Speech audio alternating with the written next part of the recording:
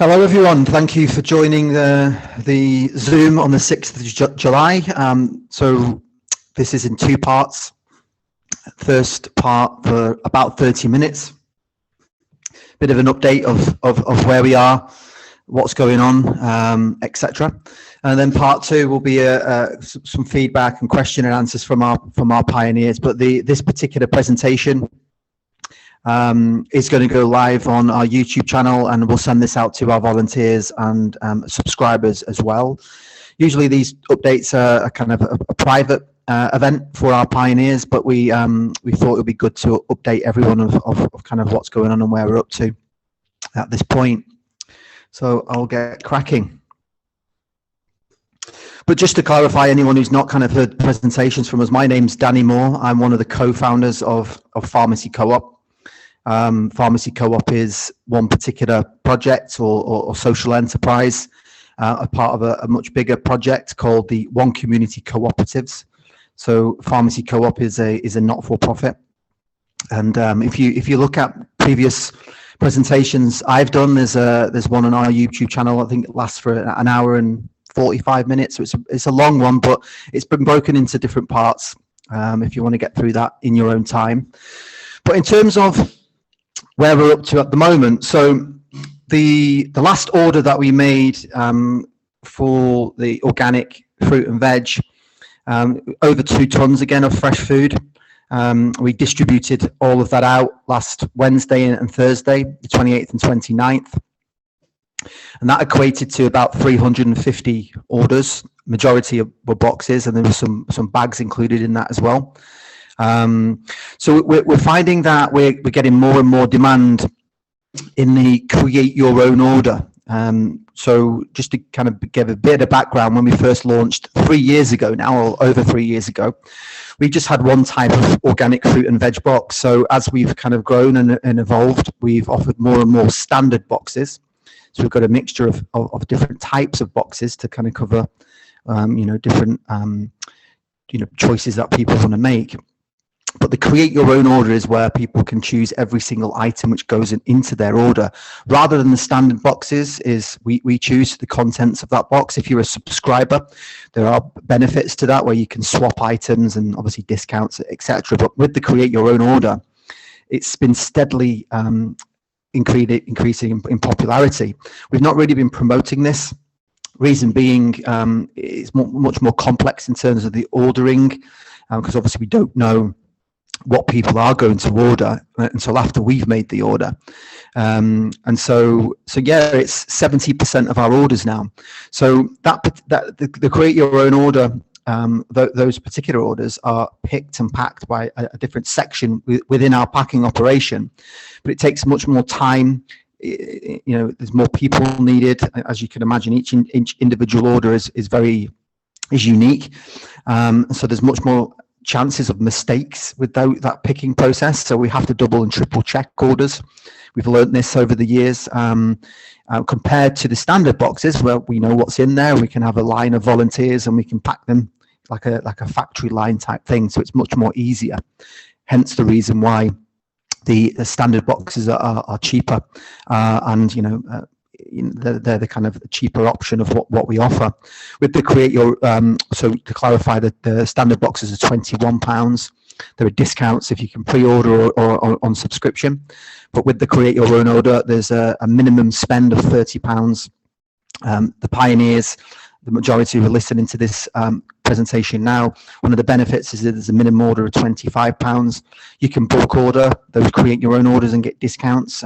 Look at our website to find that out. But so yeah, but in terms of the standard boxes, we kind of tend to have this as a trend in the summer.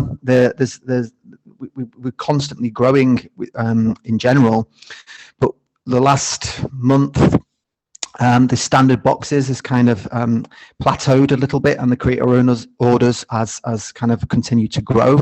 Reason being, a lot of our subscribers and customers are growers, grow themselves, or the part of allotment groups or community farms, etc. So this is the most productive season. It's summer. There's lots of produce. So rather than people getting a standard veg box as an example when they're growing their own, the create your own order is perfect, because you can choose or the items that you actually want to complement what you're actually growing. So one of the big points of Farmacy Co-op is we want to be an alternative to the supermarkets, an alternative retailer. So if you are growing your own veg and bits of fruit, great, that's what we want. But rather than go to the supermarket, you can order the other bits that you need from us, whether that is veg to complement fruit. I'm sure if you're growing your own, you're growing very small amounts and limited types of fruit, so you can use us for fruit and all the other bits of veg, and everything else that we stock, whether it's organic apple juice, or whether it's organic pasta, which is made here in England with heirloom grain, or whether it all the organic bread and all the other bits and stuff that you might be buying from the supermarket, then you can get it from us.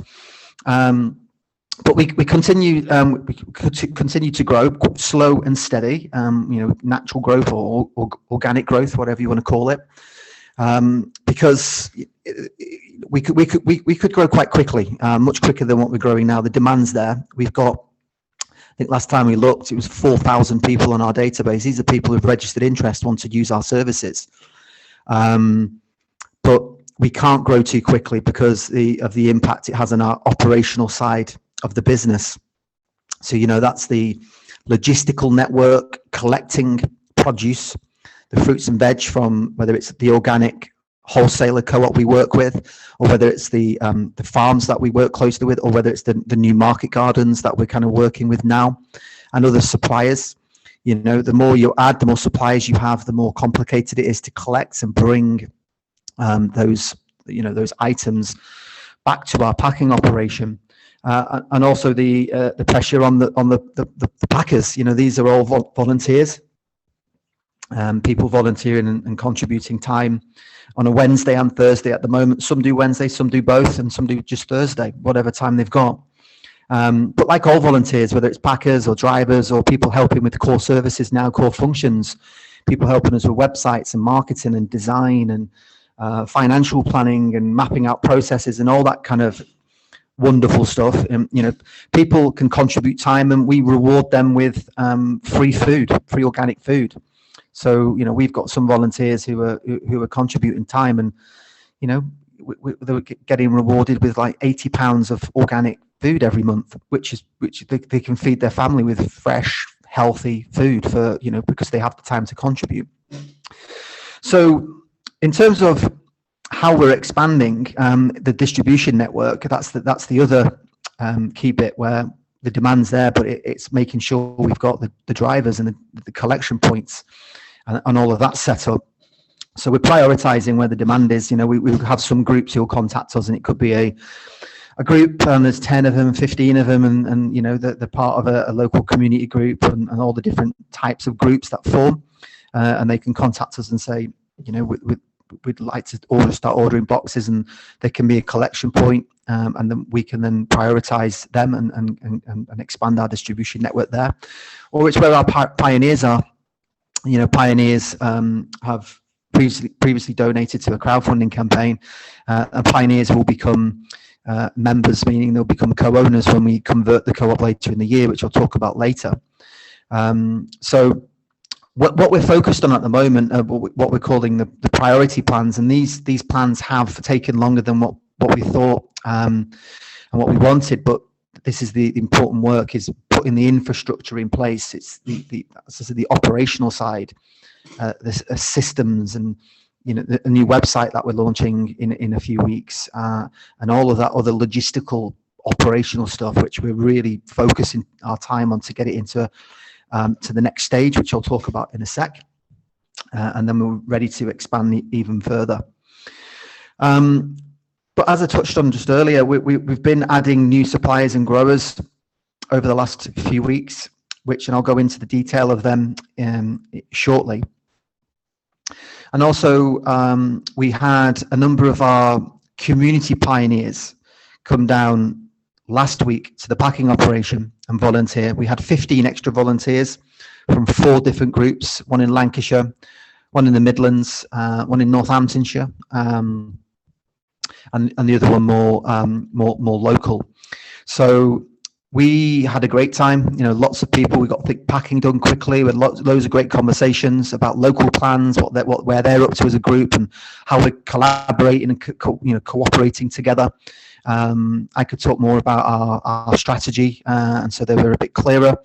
And yeah, we all got to meet each other, and they could see the operation firsthand, and they could see how complicated things are.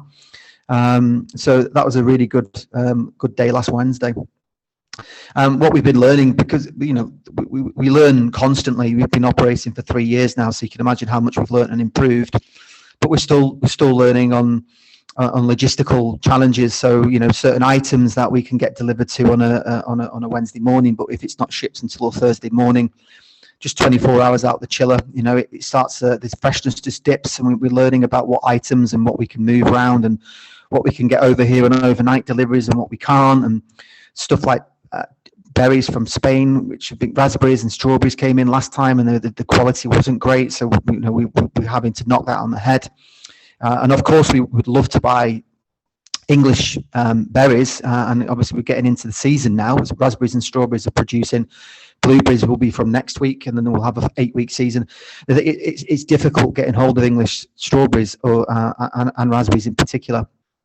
Smaller market gardens are only producing a small amount for their own growers and members, so we can't buy them. The surplus isn't there.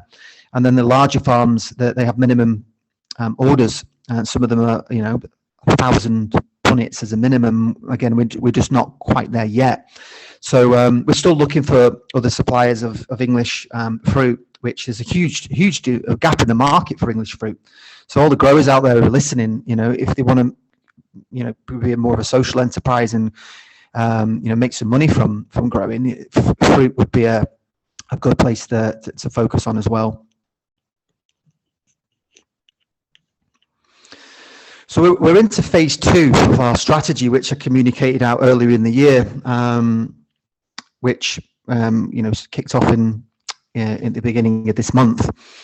And this is the priority work, as I mentioned. So we continue to expand the distribution network. We're constantly looking for more drivers, whether it's a local driver, more regional, who've got a larger car or maybe a smaller van, who can move boxes within a certain region, or national drivers. We've started national drivers recently.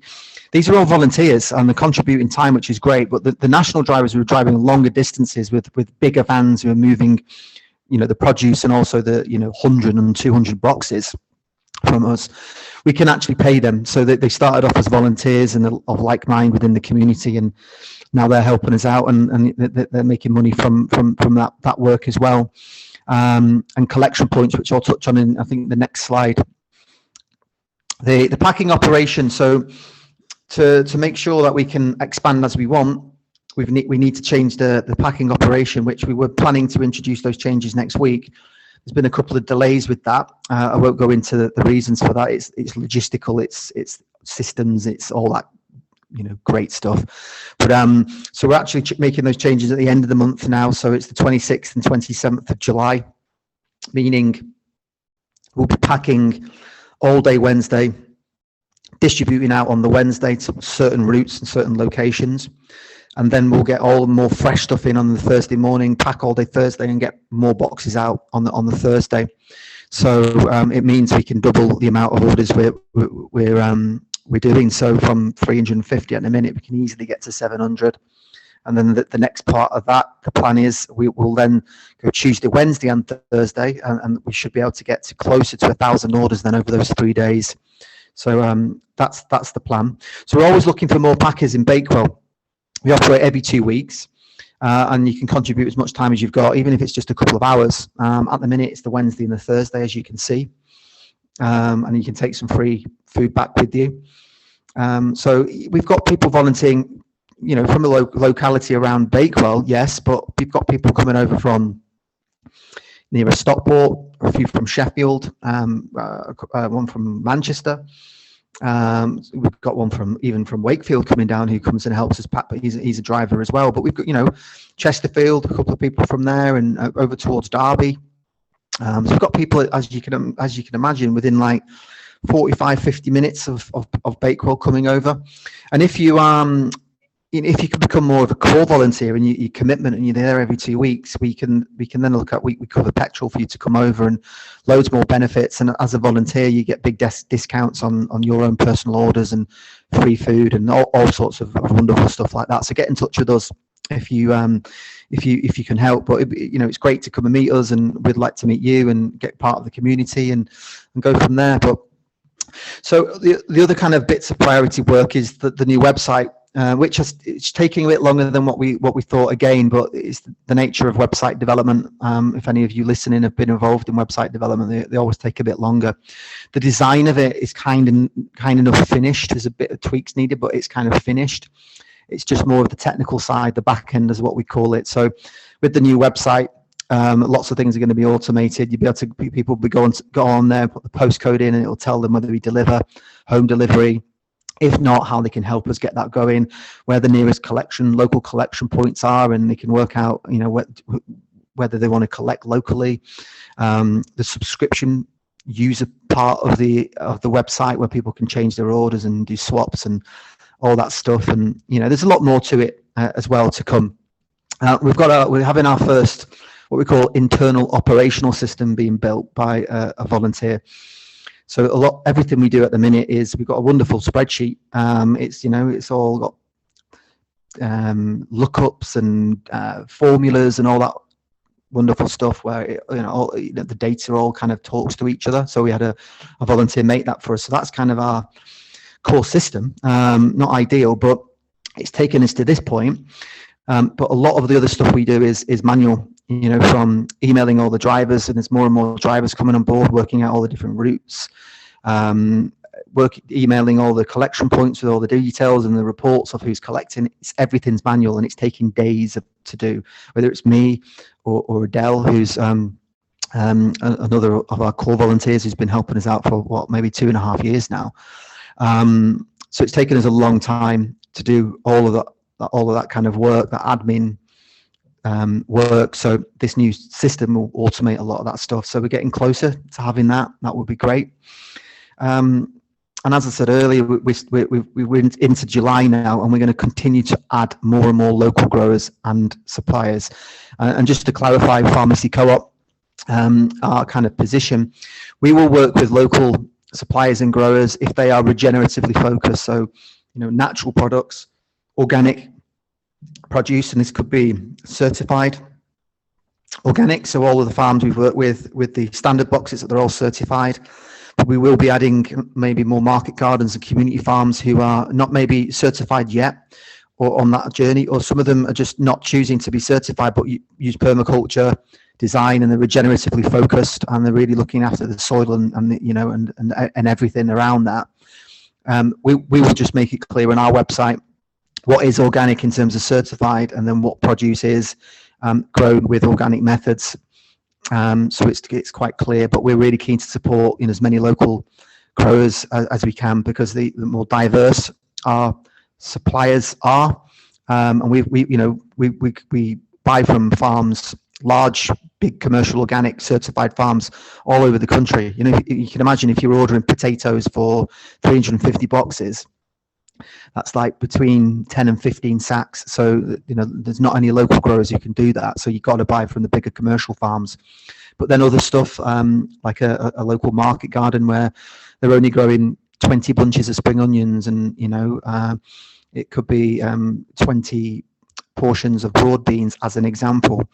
They will harvest to order. So we'll make an order on the Tuesday, they'll harvest it Tuesday afternoon, we collect it on the Tuesday, chilled, and get it over to us on the Wednesday morning. So it's really fresh. So yeah, lots more local growers and suppliers of other things. So for example, we just added a new local organic baker. We've got some sourdough going out next week. We've tasted it, and it's absolutely amazing.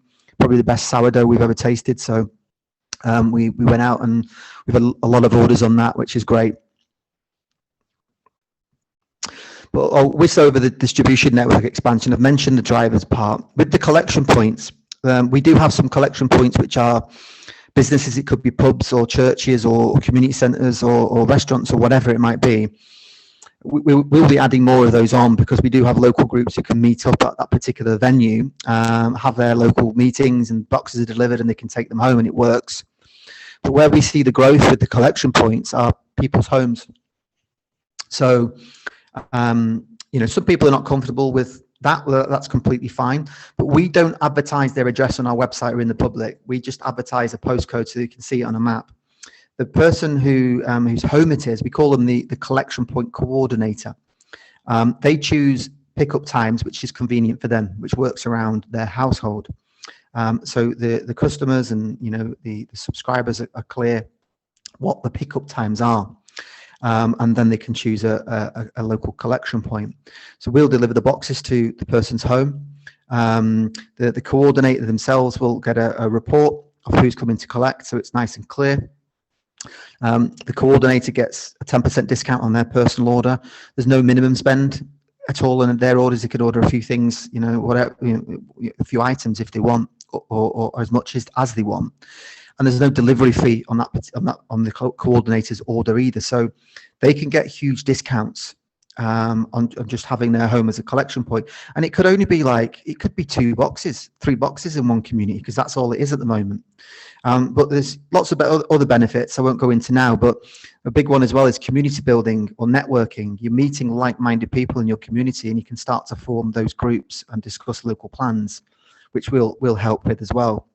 So if you're interested in being a collection point and help expand our distribution network, and then start a focus for your local area, then please get in touch again, and we can prioritize to get over to you. So I touched on the new growers before, but I'll go into some to give you some examples of the diversity of why we're looking for a diverse range of growers.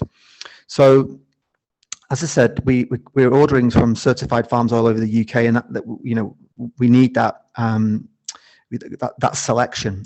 So when we go into other seasons like winter, when the produce is much more limited, when we've got lots of, again, larger growers as well, we have access to enough produce for all of our members and subscribers.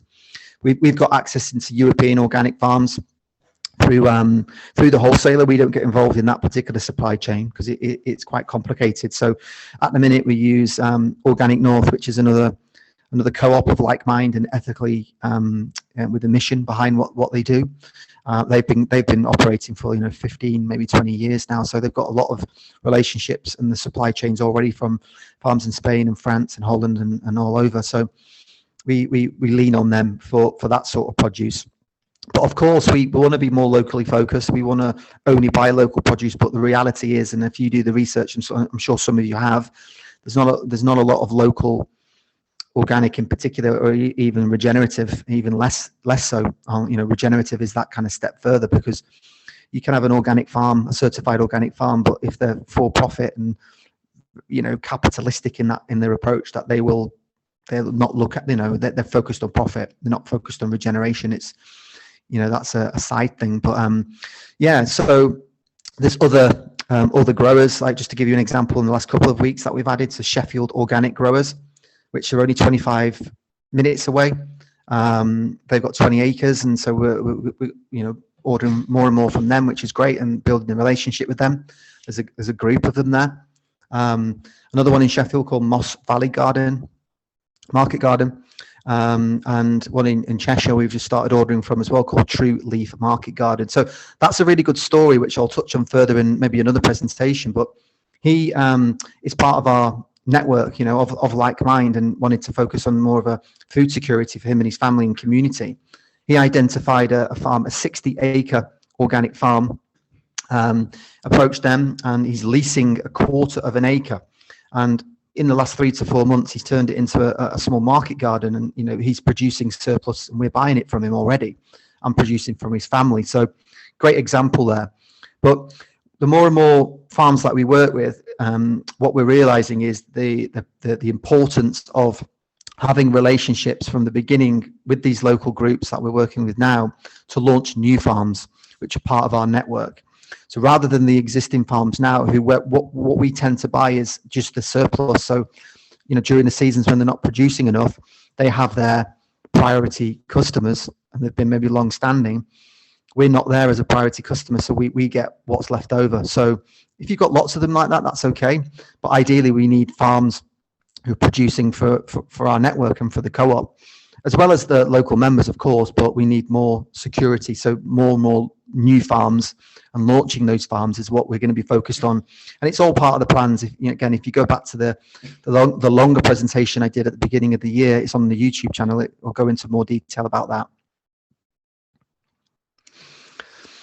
So just a bit more information on the phase 2. We're going to have more of an emphasis on fundraising again now. So we're going to launch another crowdfunding campaign this month, hopefully within the next 2 weeks, definitely within the next 2 weeks. So Aviva Community Fund, which we've used before, they've got another round of capital available, where we can get every donation tripled. So we're going to launch that as a campaign, look for some, more pioneers to come on board and support and get involved. But anyone else who can support us with, if they've got some money, then great, that can be tripled, and that's really going to help us get through phase 2. And some more grant applications. So we've had grants in the past. We had a 25 grand grant to start this social enterprise, and we've had a few smaller ones since. But we've really been focused on us as a social enterprise to get the infrastructure in place and generating enough revenue to be financially sustained, which we're on the right path there. We're not quite there yet. That's why we need to make the changes to the packing operation to double the orders, and then we'll be there.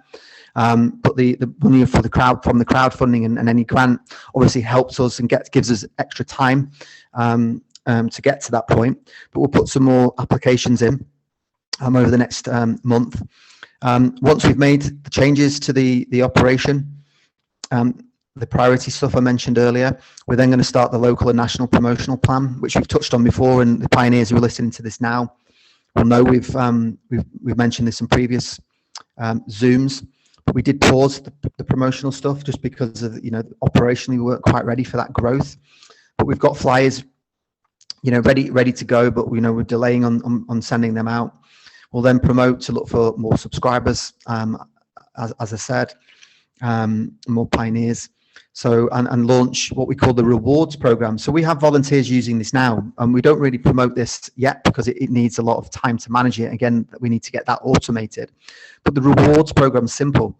If you can help us expand, just meaning telling your friends and family or anyone in your network, it could be groups that you go to, events that you go to, about us.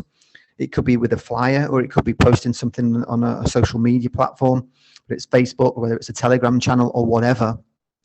You give them a discount code, which is your personal code. It gives the person 10% discount off their first order, which obviously is an incentive to get them to try our boxes. But we can monitor that code, and then we can then reward you with basically free food, organic food, and we've got essential items coming on board soon, and so you'll be able to get everything you need rather than go to the supermarket. And if you help us expand, then you can reduce your shopping bill massively. We've got volunteers now who've reduced their shopping bill by 50% just by telling family and friends on Facebook and Telegram. So it's quite easy to do. But when we promote that properly, we'll get a lot more information out, and hopefully you can get on board and start benefiting. But over the next few months, we're going to start building the organization, is what I've called it, just worker member recruitment. So technically we are a worker co-op, meaning the only type of member. So if you're a member of a co-op, it means you are an owner of the organization. So at the moment, if you're a worker member, it means you're an owner, and there are only 2 worker members at the moment, me included, and Loretta, who's the other co-founder. But we will start the worker member recruitment this month, looking to bring on board between 3 and 5 members, meaning they will then become co-owners. So exciting times, and we're speaking to some of the core volunteers at the moment, and we're just identifying maybe who wants to become a member, who's got the time, the desire, extra responsibility because you've become a co-owner. But there's loads and loads of other benefits. So yeah, we're looking forward to getting more and more people on board as members, and looking at some of the other core functions, we're starting to attract, and you can imagine how it is. More people come into us and volunteering who have got some amazing experiences and backgrounds. So one a local guy recently started helping us packing. He's a ex-marketing director, wants to get more involved on the marketing side. Someone else who I was speaking to last week, who's the husband of one of our core volunteers, who's a financial director, at that senior end of finance, who wants to get more involved on the financial stuff. Someone else who is an ex-IT director of a logistical company, wants to get more involved. So all these people are coming to us, which we will then start to form the core functions and this head office function, if you want to call it that, where we can really detail the strategy and become a lot more organized in what we're doing. And the One Community Network, which again, please look at the last presentation or one of the previous presentations I've done.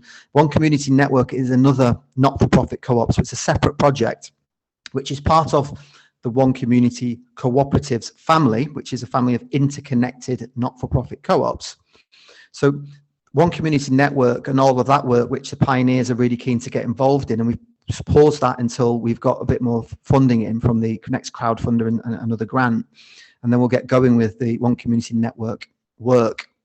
That's all to do with local research and mapping out local economies and organizing teams and plans for local groups, and specifically about packing operations being local and community farms, launching them, and community hubs and funding for local plans and all that kind of stuff. We'll move more towards having the time to look at that.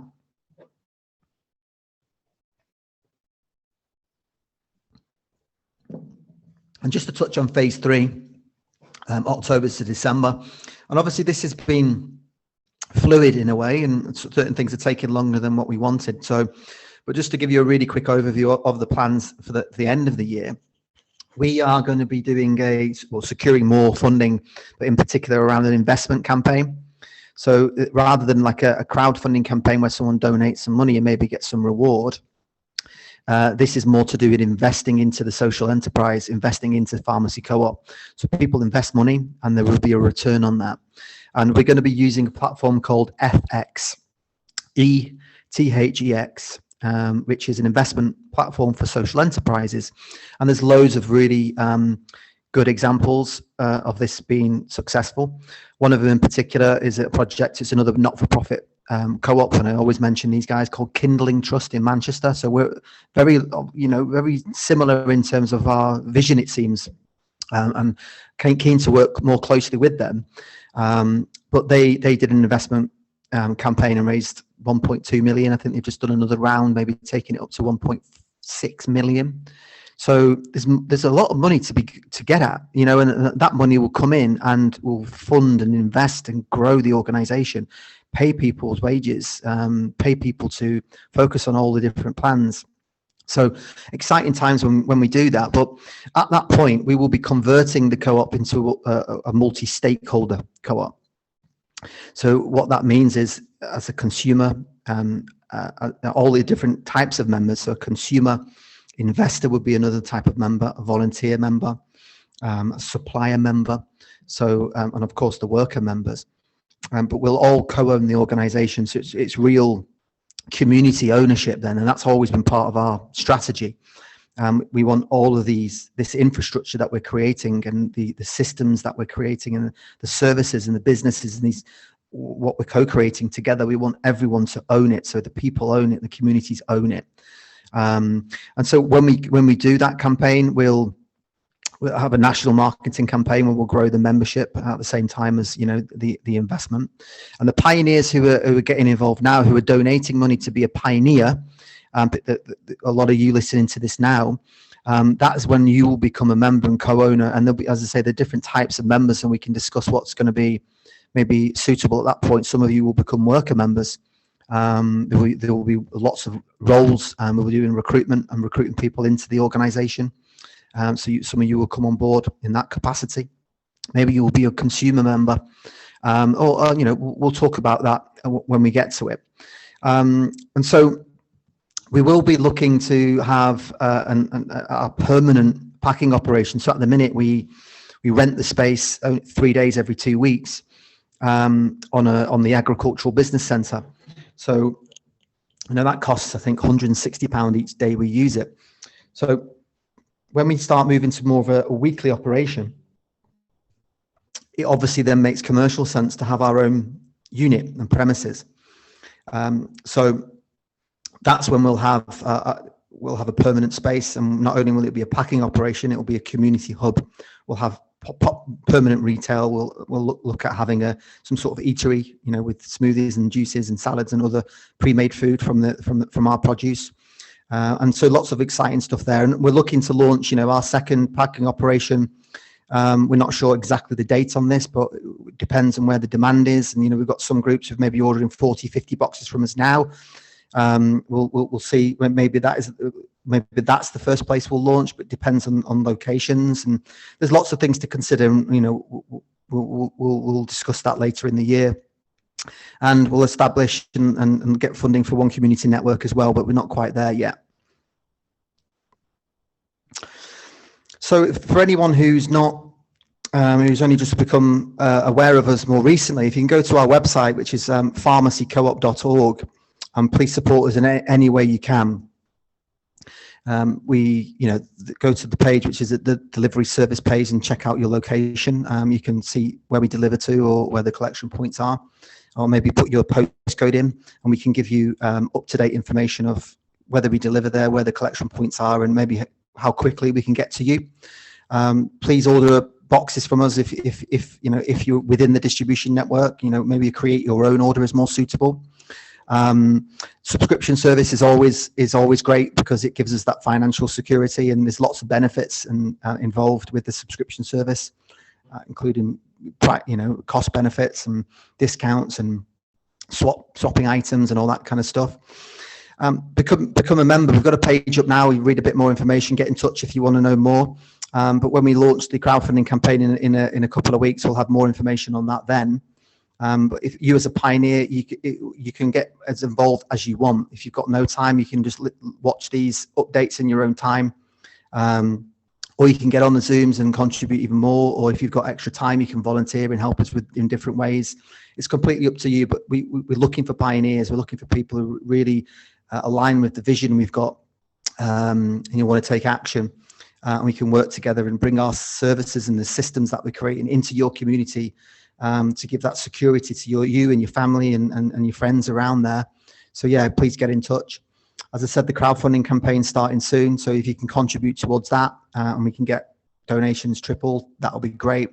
If you're part of a group now and you want to collaborate, if you're a grower and you want to get in touch, then yeah, please email us and we can have a chat.